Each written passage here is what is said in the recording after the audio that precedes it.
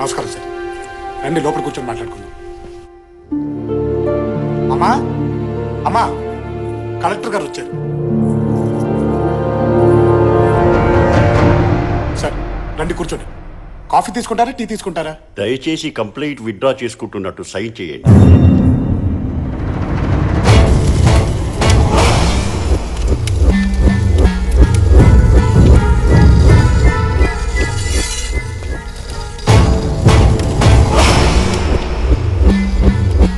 కాకి రంగు చూడటమే మాకు నచ్చదు.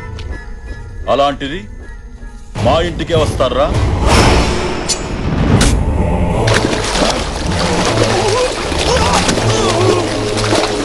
అతను నా అల్లుడు బాబు. ఆ అమ్మాయి కొత్తగా పెళ్ళిన నా కూతురమ్మా. మీకు దండం పెడతాను, వదిలిపెట్టండి అయ్యా. ఆమె నా భార్య బాబు.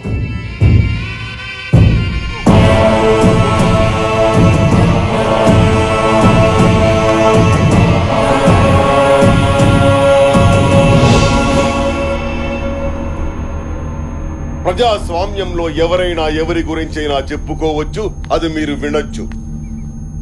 కానీ అది మా గురించే ఉండకూడదు. భగవంతుడు 2 చెవులు ఎందుకిచ్చాడో తెలుసా కలెక్టర్ గారు?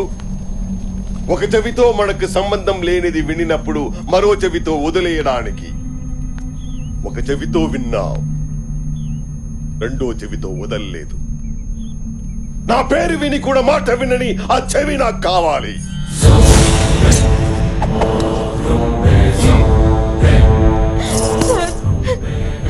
మీ గురించి తెలియక ఇలా జరిగింది. కంప్లైంట్ విత్డ్రా చేసుకుంటారు, దయచేసి వదిలేయండి సార్. సార్ చట్టం చేతిలో ఉన్న మీరు కూడా చట్టానికి భయపడాలని జంతువుకు తెలియదు బాబు. వాడి కాంపౌండ్లో అడుగుపెట్టిన నా చట్టమే వణికిపోయింది. అతని ఆధిపత్యంలో 3 లక్షల ఓటింగు, 2 ఎంపీలు, 3 మినిస్టర్లు, 10 మంది ఎమ్మెల్యేలు అతని పక్కనే ఉన్నారు. నాకే న్యాయం చేసుకోలేను నేను, నీకే చేస్తాను. ఒక్కసారి నేను చెప్పేది కూడా మీరు. విజయ, సంతకం పెట్టి పంపించు.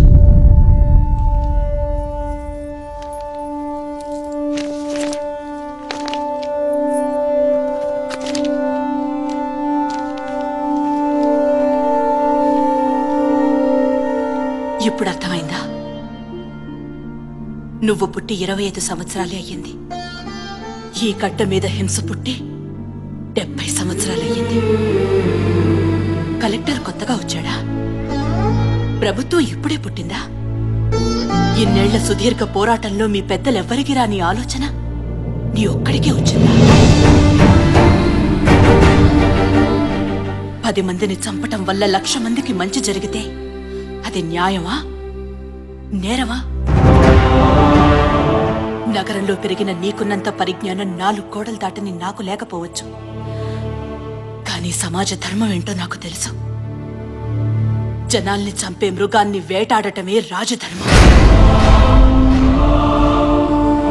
జనం సమస్యల్ని తీర్చటానికి చావుకి ఎదురెళ్లేవాడే నాయకుడు. ఔషధమిచ్చే చెట్టు కూడా తను చచ్చి ఔషధంగా మారి మనిషిని బ్రతికిస్తుంది. ఈ వంశంలో పుట్టిన నువ్వు అంతే. జనం కోసం చంపు లేదా చావు.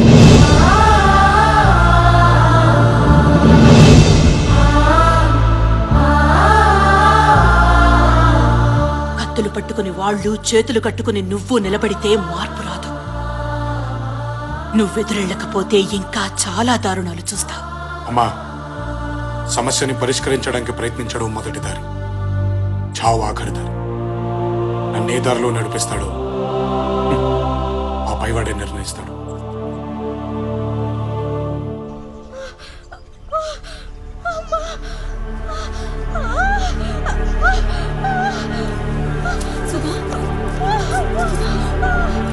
బాబాయ్, నీ కూతురికి నొప్పులు వస్తున్నాయి, హాస్పిటల్కి వెళ్దాం. పుట్టింది.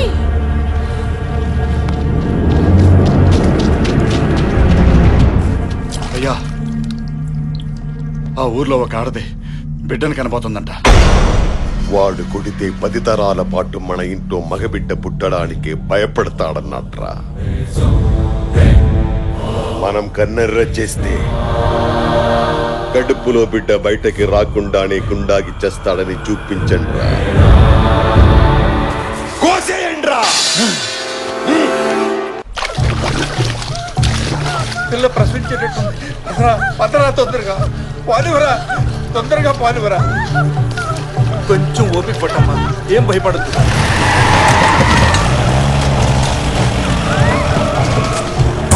వీళ్ళు వచ్చారేంటి? రేయ్, అటు పాలువరా, పాలువరా, పాలుకు పాలువరా. రే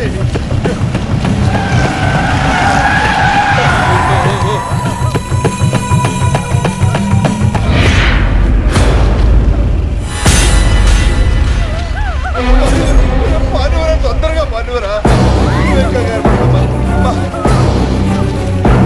తల్లి వెళ్ళిపోదాం.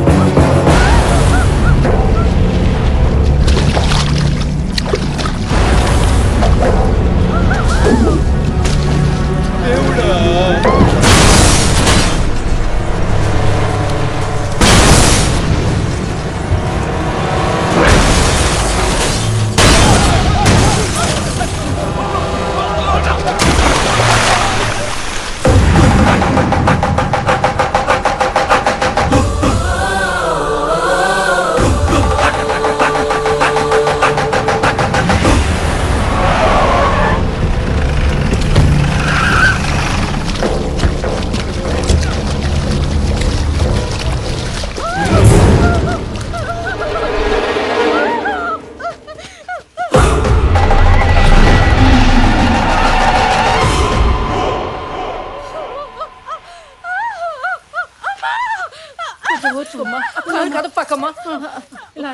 ఏ బిడ్డ బయటకు రాకూడదన్నది నాన్న మాటరా.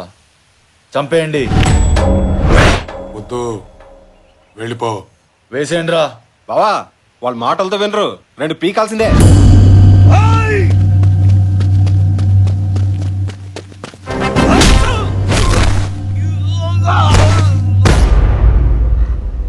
రేయ్, చిన్నప్పటి నుంచి నాకు అలవాటు ఉంది. ఏదైనా చాలా స్పీడ్గా నేర్చుకుంటాను. నాకు మంచి చూపి నేర్చుకుంటాను.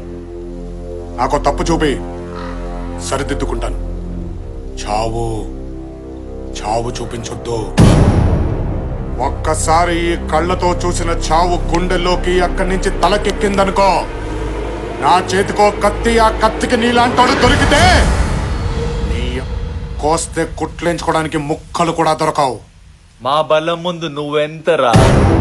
బలమా మీద? పంది బలిస్తే ఏనుగవదరా వెర్రి.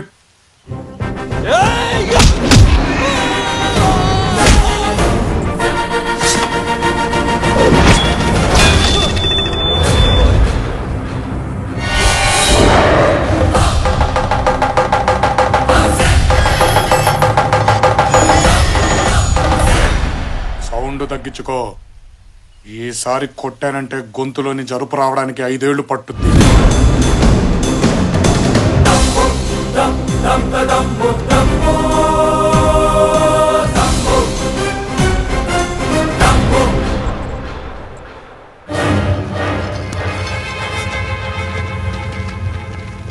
రేయ్,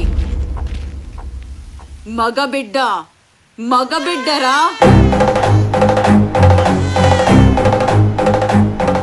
మగాడొచ్చాడ్రా.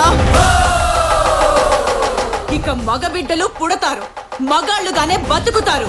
ఇది చాలా. ఇంకేమైనా చూపించాలా నీ చెప్పునాయాల?